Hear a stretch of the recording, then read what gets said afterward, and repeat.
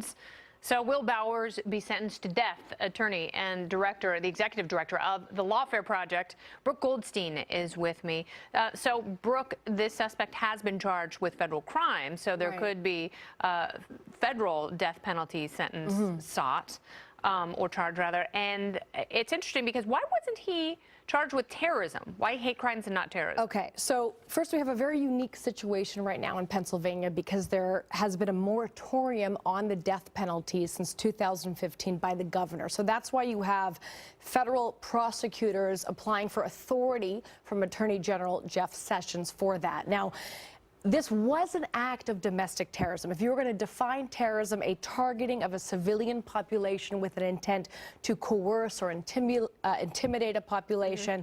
But we have no crime of domestic terrorism. We have the code under 2339A, section 2339A and B, which prescribes material support to designated terrorist groups. We have foreign designated terrorist groups. We don't have domestic designated terrorist groups. There's a debate in this country if it violates First Amendment. I don't understand the difference between being a lone wolf who does something because they were inspired by ISIS and being an individual who's clearly inspired by hateful, murderous neo-Nazis and goes out and mows down 11 people in cold blood. So the controversy of their faith around the issue is that you can designate a foreign terrorist group like ISIS, for example, or Islamic Jihad.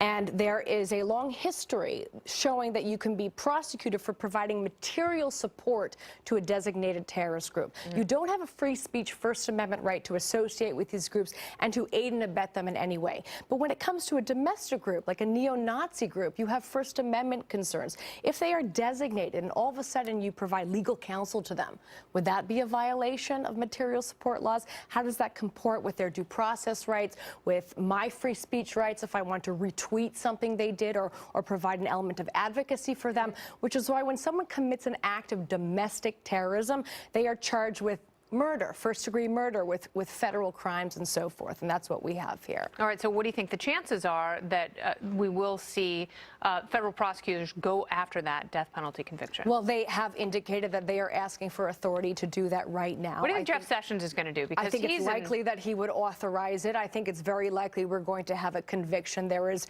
clear evidence of this man's culpability. There was a shootout. He was caught on the scene. I don't think there's any question as to whether or not he committed it. If he pleads guilty to murder, can they still seek the death penalty? Yes, they can. And what happens is it goes to a particular sentencing trial, so to speak, where you have a jury, and the jury has to convict unanimously unless there are mitigating factors. And that's in federal court? Yes, this is all in federal court, and also there will be a separate sentencing proceeding, though. It's a due process issue. And on top of that, the defense will argue, though, mitigating factors and, you know, whether or not there's a mental illness issue, and they will try and convince a jury, which has to come to unanimously the conclusion that they would apply capital punishment here. Well, there was premeditation. He knew what he was doing. He broadcast it. So I think you'd be hard-pressed to get the mental illness conviction given, you know, some of the cohesive sentences that he was posting online. All right, well, Brooke Goldstein, thank you so much. And we'll keep an eye on this and keep the conversation open with you. Thank you, madam. All right, multiple media outlets quick to point the finger at President Trump in the immediate